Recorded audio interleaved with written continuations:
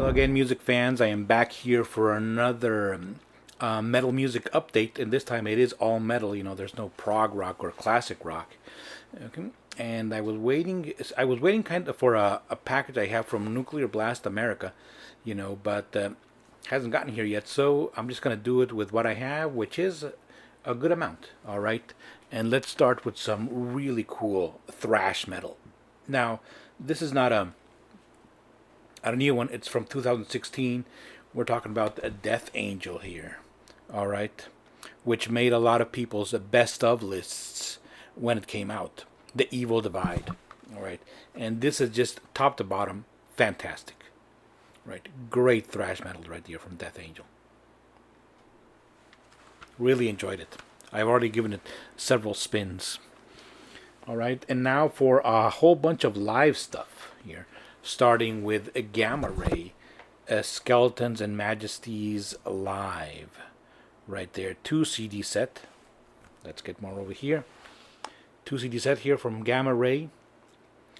And as you can see here by the back cover, they're having a great time. And, power metal is sometimes accused, shall we say, of being a bit too happy. And I kind of think you can say that about Gamma Ray, because their songs have a very upbeat quality. And but they're of course they're very fast. A lot of speed metal going on here. There is the band live. Great booklet here, with a lot of cool live shots, as it should be. Gamma Ray, Skeleton Majesties Live. I believe there's also a DVD that accompanies this, but I don't have it. That one just has the music. Now we go with another live album, which is Visions of Atlantis, and it is The Deep and the Dark Live, right there. They're on tour of the album of the same name. This is a single CD set, and it's under 50 minutes, I believe. But it's just the right length. It does not overstay its welcome at all.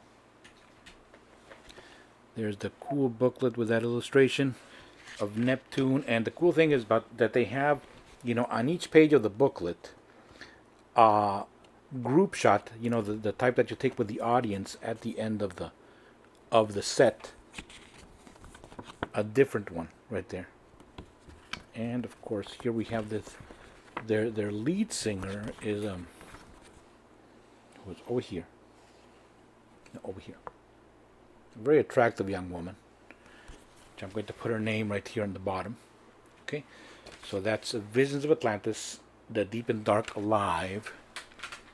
If that were not enough, we have more live metal. This time from Sabaton here, which is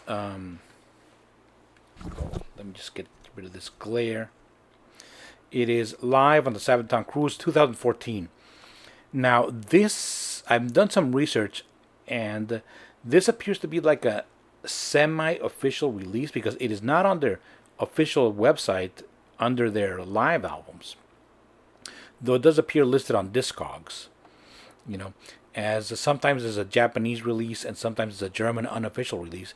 This is a 2 CD set that was filmed on their own cruise, just like the Kiss cruise or the 70,000 Tons of Metal cruise, or the Megadeth cruise, that type of thing. Apparently they have their own cruise. There's the Sabaton cruise, and they recorded this in 2014. 2 CD set, a lot of songs. If there's one pet peeve that I have with this, a bit of is that, I like in-between song banter as much as the next person, but there is just way too much talking here in this one. Way too much. All right. And not only that, and I'm all for people speaking their own languages.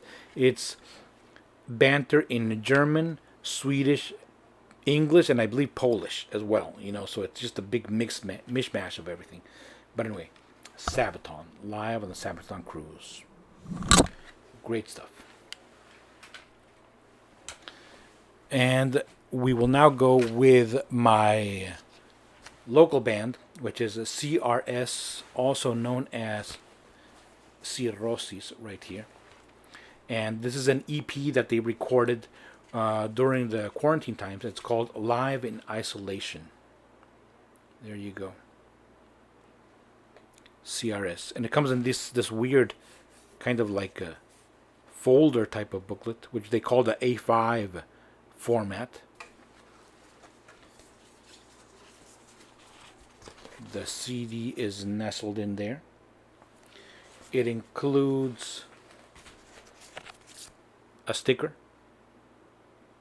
right there, which is the album cover, and also includes a little fold-out poster. There you go, pretty cool. This artwork is by the Mexican artist Tony Sandoval. Right there. Okay, death metal here, technical death metal.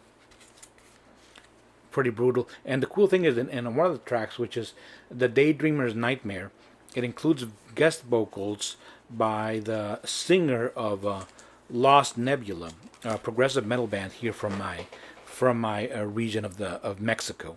Okay, I will also put her name is Quetzalin, but I can't remember her last name. I'll also put it over here in the bottom. Okay, and then I have a digital purchase. I'm going to put the album cover over here. Good grief, with this camera, I don't know where to point. Okay, I'm going to put the album cover over here. IGNEA, which is, I believe they are from Hungary, all right? And they are a melodic, symphonic, kind of death metal band. But more on the symphonic side, all right? So symphonic death metal, if you want to call it, or if you want to call it anything, but really, really good. I was really impressed with the vocals. They have a female singer who does the clean vocals and also the growls. Okay, so she does both of them herself, and very good on both ends. And the rest of the band is great, really great riffs and really cool drumming. Very inventive drumming. I really like that about that. It's not just blast beats all the time. Okay, so I just by randomly discovered that band while I was browsing through Bandcamp. Okay, and I was very pleasantly surprised, and I bought their album digitally. Something else here about the IGNEA, they are not from Hungary, as I stated. That was a mistake. They are indeed from the Ukraine. Let me just read here from their website. IGNEA is a Ukrainian melodic metal band that mixes heavy riffs with symphonic, electronic, folk elements, and storytelling, creating a powerful, original soundtrack-like experience, staying true to the melodic sense of their music. IGNEA also adds touches of brutality by occasionally incorporating extreme vocals, breakdowns, and blast beats. Alright, so here we have one more, and it is from German power metal legends Helloween. We have Helloween self-titled right there, which I'm sure many of you have already either bought or at least listened to. Helloween self-titled here with a cover reminiscent of The Keeper of the Seven Keys.